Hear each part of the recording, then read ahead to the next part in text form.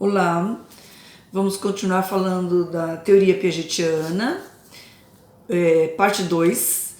Agora nós vamos falar de outros aspectos da teoria, de aspectos da formação da consciência moral e de outros aspectos, como eu falei anteriormente. Piaget estudou também o desenvolvimento da consciência moral das crianças. Como é que ele fazia isso? Ele apresentava para as crianças situações que envolvessem julgamento moral e pedia para as crianças dizerem qual era a opinião delas a respeito daquilo. E com isso ele foi percebendo que as crianças, para uma mesma situação, ela respondia uma determinada coisa ou outra, dependendo da idade. E ele foi percebendo que isso se devia ao conhecimento que ela desenvolvia a respeito das leis, das regras, enfim, que a criança acabava desenvolvendo um julgamento, uma consciência moral conforme ela crescia, conforme ela se desenvolvia, conforme ela desenvolvia o conhecimento. A criança muito pequena, né, o bebê, até uma certa idade, que ele ainda está desenvolvendo a mente, desenvolvendo o pensamento, desenvolvendo a linguagem, ele tem um estágio de desenvolvimento que o Piaget chamou de ausência de lei, ausência de regra. E ele nomeou esse estágio de anomia, é a falta da lei. Mas é totalmente diferente da imoralidade, do imoral. O imoral é aquela pessoa que conhece a lei, mas não a cumpre. Então, a ausência da lei aí é uma ausência pelo desconhecimento, é a etapa do pensamento instintivo. Então, a criança faz uma coisa porque ela ainda não tem o saber do certo a fazer a respeito daquela coisa. Ela é orientada pelo prazer, ela é orientada pelo impulso, ela é orientada pela vontade. Então você diz para ela, não mexe aí, ela vai mexer, porque ela ainda está orientada pela vontade, pelo egocentrismo, aquela fase do egocentrismo que a gente fala tanto aí nas fases piagetianas, né? Na primeira fase, na segunda fase, e que a gente vai falar um pouco mais para frente de outros aspectos do egocentrismo. Então, ela é movida pela vontade e não pela lei imposta pela sociedade, as leis humanas. Então você diz para ela, não abra a porta do armário, ela vai abrir. Não coma dessa bolacha que agora não é hora, porque daqui a pouco vamos almoçar.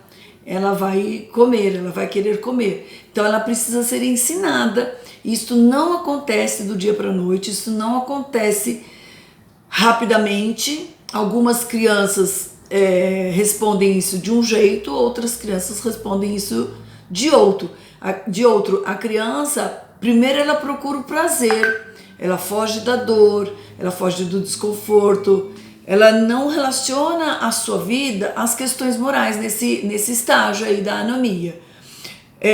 No adulto, a anomia, nós podemos relacionar a anomia naquela comunidade que pratica determinados costumes que estão relacionados à sua cultura. Então, por exemplo, na nossa comunidade, nos nossos costumes, nós vestimos um certo tipo de roupa. Pode estar um calor danado que eu não posso sair aqui na Grande São Paulo, na capital, de biquíni na rua. Vão achar estranho, talvez eu seja classificada como atentado ao pudor, eu não posso sair nua, porque não, isso vai ser um atentado ao pudor, alguém vai chamar a polícia e tudo mais. Eu não posso sair vestida como o índio faria lá na comunidade dele, na cultura dele. Então, na cultura dele, isso não é considerado imoral, é uma anomia, está dentro dos costumes deles. Jogar casca de banana aqui no asfalto é imoral, porque a gente sabe que alguém pode escorregar e se machucar e causar um dano bastante grande para a pessoa. Mas numa zona rural, dependendo de onde a pessoa joga, isso pode ser até um adubo. Então pode ser que não seja considerado imoral, dependendo de onde ela joga. Já a imoralidade, qual é a diferença grande? A imoralidade se revela naquela pessoa que tem um nível de moralidade muito baixa. Ela conhece todas as regras, mas ela descumpre todas.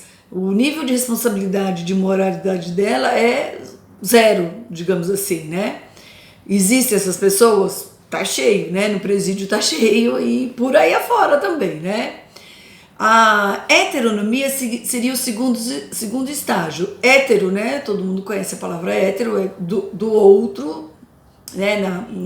A palavra nomia significa regras, e essa lei é estabelecida por outra pessoa, quando a criança já está lá no estágio de entender melhor, né? 2, 3 aninhos, isso varia de criança para criança, de cultura para cultura. Nessa fase a criança tende a obedecer a regra ditada pelo outro, porque a sua forma de pensar já está mais bem elaborada, ela já consegue entender os comandos de ordem, elas obedecem, elas conseguem receber uma ordem, processar uma ordem, interpretar uma ordem e evitar um castigo ainda pela recompensa, pela obediência, pura e cega, às vezes sem entender direito uma ordem, mas elas já conseguem fazer isso. Entre os adultos é o caso do motorista que observa as leis de trânsito e só para não ser multado ele não passa o farol vermelho ou para não receber os 7 pontos, né? Então ele obedece cegamente porque ele não quer ser punido, ele obedece cegamente porque ele não quer ser multado. O próximo estágio é quando a criança geralmente vai para a escola, se integra, desenvolve as relações interpessoais, as relações humanas, ela entra em processo de socialização, os trabalhos em grupos, é chamado então de socionomia. Essas leis, essas regras, elas são internalizadas pelo convívio com o outro, né? No grupo, na família, nos grupos sociais, na igreja, na comunidade. Nessa etapa, os critérios morais da criança, eles vão se firmando no meio ambiente, nos meios sociais com os quais essas crianças mantêm relações interpessoais. Porque elas já passam a pensar como os outros, mas elas conseguem perceber assim, em casa a mamãe não deixa, mas na casa do meu amiguinho também o papai dele e a mamãe dele não deixam. Em casa as coisas são assim, né? A gente tem que lavar a mãozinha antes de comer, mas na casa do meu amiguinho também se faz assim, na casa do outro amiguinho também se faz assim, e assim por diante. Ele vai percebendo que ele é um ser humano e que os outros seres humanos também fazem assim. Todo mundo que chega no banco tem que pegar senha, tem um modus operandi de funcionar que é para todo mundo, é uma regra social, é uma regra humana. Ele vai internalizando as noções de responsabilidade, as noções de obrigação, as noções de honestidade, de respeito e justiça, conforme os adultos que vão convivendo com ele, as pessoas que convivem com ele, vão ensinando, verbalizando, passando o comando. A palavra que eu disse foi comando, não é só mando, né? Não adianta eu mandar só e não cumprir. E sendo exemplos, por isso que a palavra comando é diferente de mando. Não adianta eu mandar e não fazer. Sendo comando, eu mando a criança fazer, mas faço também.